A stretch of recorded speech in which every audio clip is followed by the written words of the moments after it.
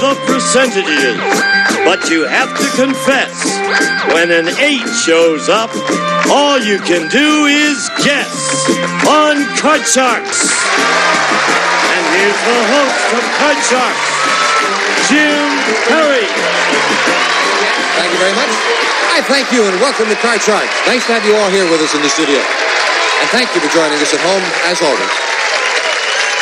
Nice opening poem, and sent in by a gentleman who sent in some more in the past. This is from Milton K. Werner of Daly City, California. Thank you, Milton. Watching us on KRON TV, Channel 4. Now we're going to open up the board. Play along as we get to the cards. Janice and Lois, if you will, load in the cards, and you can see we have a game in progress with these Card Sharks. Jerry Standish, our champion. Hi, Jerry. Good to see you. Great to be here. And again, won't you tell us something about yourself? Yes, my name is Jerry Standish. I'm here all the way from Valley Stream, New York, and it turned out to be one of the smartest things that I ever did coming on this show. I'm very happy to be here. If you were not with us on our last show, Jerry's wife, Jerry talked about how he liked the show, and his wife said, here, gave him a ticket, come on out and come on the show. And it paid off, $2,750 worth. And Jerry's trying for more.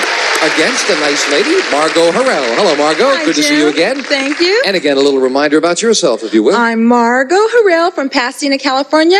I am a secretary and a singer and an avid go-getter. Yeah, you went off and grabbed your man, right? Well, Got engaged. I'll have to tell this story again. My man decided to quit me and go to Las Vegas. Oh. And I wasn't going to let him go. Why did he do that? Well, I'm not sure. I can't remember. It's been a while. Oh. Anyway, I got in a car, drove to Las Vegas, and I had never driven out of the city, besides from Pasadena to Los Angeles. Right. Drove to Las Vegas. Hit him on the head. Oh, no, that wasn't, I'm sorry. And I found him, Jim, and a few weeks later, I got this half-carat diamond. Got engaged, yeah. Now, does that make you feel better now that you told us that? No. You both got the cards at the beginning of the match. We'll pick up where we left off. We play the best 2 out of 3. We are in the middle of game number 1. Looking at the board, Jerry has moved over, now has a 7 as his base card. He needs 3 cards. Margot has yet to turn over a card as we pick up with question 2, and it goes to you, Margot. Margot, we asked 100 married men, do you like it when your wife nags you? How many men like it when their wife nags them? 2. You and who else, sir? I don't know. How many men say, yeah, they like it when the wife nags them? Jim, I know that answer is going to be quite low because my fiance can't stand it when I nag him. Okay? I think most men are like that. I mean, why would they enjoy being nagged? So I'm going to try to pick a very low figure. I'll say 9. 9. Do you get, Margot says that men don't like to be nagged, yet she followed him all the way to Las Vegas, grabbed him and got engaged. No, you wouldn't nag, Margot. Perish the thought.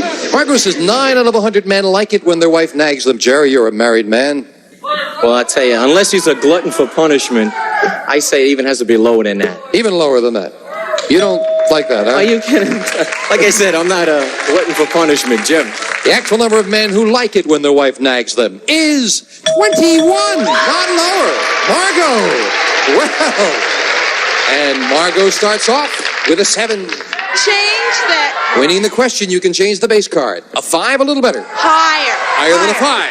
Oh, no, another 5 is not higher. And Jerry with a break and a free chance to call off the 7. All right, I'll try it higher, Jim. Higher than a 7. Yes, an 8. I'll freeze right there. We'll move over the freeze bar, protecting that position. We'll fill in the space for you, Margot. And question 3 to you, Jerry. Jerry, we asked 100 men.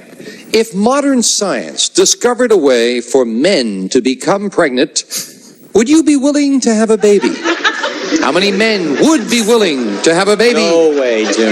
No way. I'll wait in the waiting room smoking my cigars, but I'll leave that to my wife. Very few, with the exception of maybe the...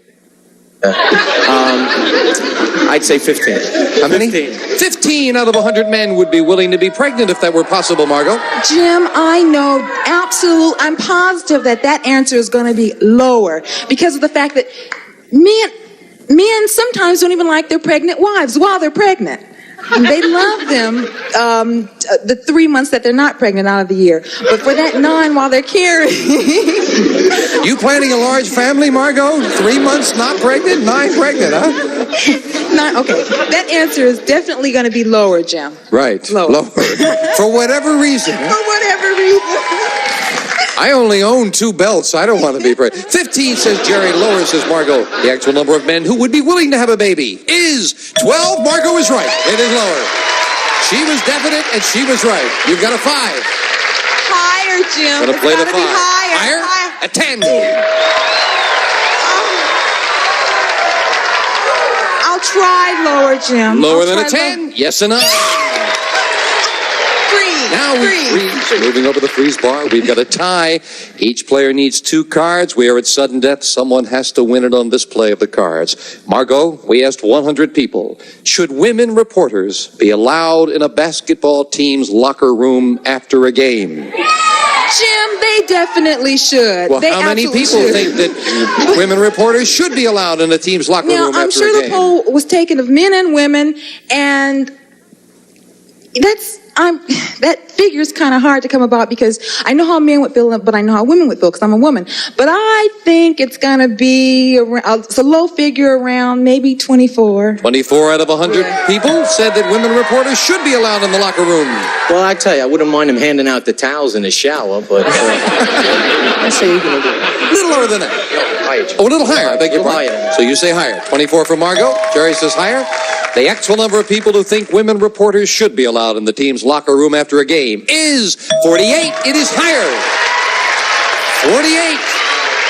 And most of them were players, as a matter of fact. We have sudden death. Jerry, you've got an 8. You could, of course, change it. You need 2 cards. Margot with a 9 needs 2. You have control. Play it or pass it. All right, Margot, you have to play the 9. Get them both. You win. 1 mistake. The game belongs to Jerry. I'm going to go with the odds, Jim. Lower. Lower than a 9. Oh, an ace is not lower. Jerry gets control and wins it in sudden death. Game 1 to the champion with $100, and we'll be back for game 2 right after we take time out for this. Game 1 to the champion, and we're dealing out with the same 2 decks of cards. As Janice deals out the next cards off the top of the deck, I must say, we've all been sitting here talking about the men being pregnant still.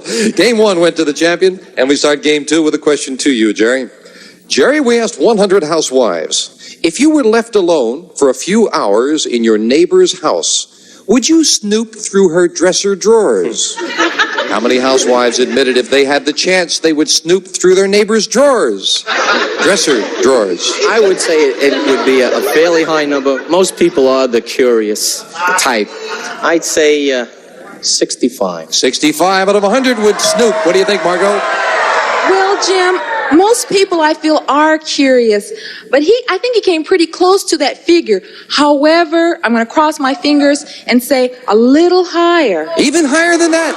More people. A little higher. Very little agreement in the audience at all on this one. Let's find out. 65 says Jerry, even higher says Margot. The actual number of housewives who admitted if they had a chance, they would snoop through their neighbor's drawers is 12. That's all. Very much lower. 12.